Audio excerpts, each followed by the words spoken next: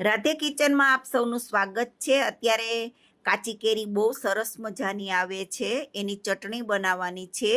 તેલ મૂક્યું, જીરું નાખ્યું, આખા ધાણા નાખ્યા। કેરીને આ રીતે ખમણી પણ શકો અને મિક્સરમાં એકદમ પીસી અને એકદમ બારીક પણ કરી શકો છો। કાશ્મીરી થોડું મરચું નાખવાનું, ધાણા જીરું અને સ્વાદ મુજબ મીઠું નાખવાનું। તેલમાં થોડીક વાર બરાબર આપણે એને સાતળવાનું આ રીતે, એટલે થોડું કેરીનું પાણી હશે એ બળી જશે અને ચટણી 15-20 દિવસ સુધી ફ્રીજમાં સારી રહે છે। ગોળ નાખ્યો છે, કેરીનું ખમણ જેટલું છે એટલો જ ગોળ નાખેલો છે। ગોળ ઓગળી જાય એટલે આપણે પાણી નાખવાનું। મારે અહીંયા ચટણી ઘાટી રાખવી છે, પરંતુ તમારે જો પાતળી કરવી હોય તો 1 ગ્લાસ પાણી વધારે નાખી શકો। કોથમીર, આદુ, ગાંઠિયો, લીલા મરચાં, લીલું લસણ, ધાણા જીરું, મીઠું અને 1 લીંબુનો રસ।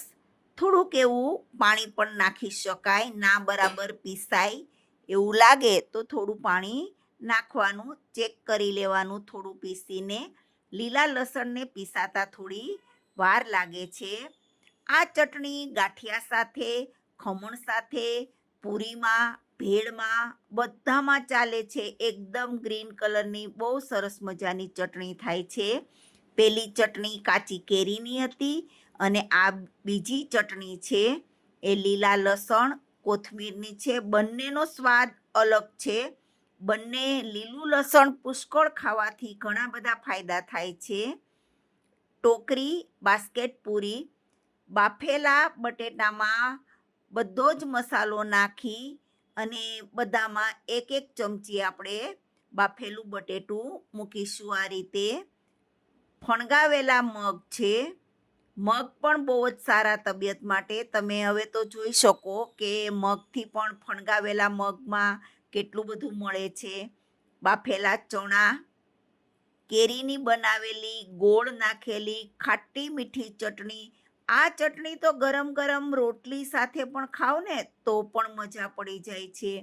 એકદમ મોળું તાજું દહીં છે, તમારા સ્વાદ મુજબ તમારે ઓછું વધારે નાખવાનું। આ બીજી ગ્રીન ચટણી છે જે સૂકી ચટણી ઇન્સ્ટન્ટ છે, ગમે ત્યારે તાત્કાલિક પાણી ભેળવી અને ગ્રીન ચટણી બની જાય છે। આ લીલા લસણની ચટણી છે, આપણે હમણાં જ જોઈ, મિક્સરમાં ફટાફટ બની જાય છે।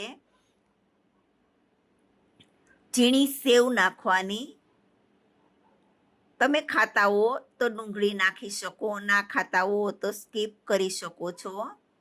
તાજી કોથમીર, બહુ સારી રેસીપી છે, ખાવાની મજા પડી જાય।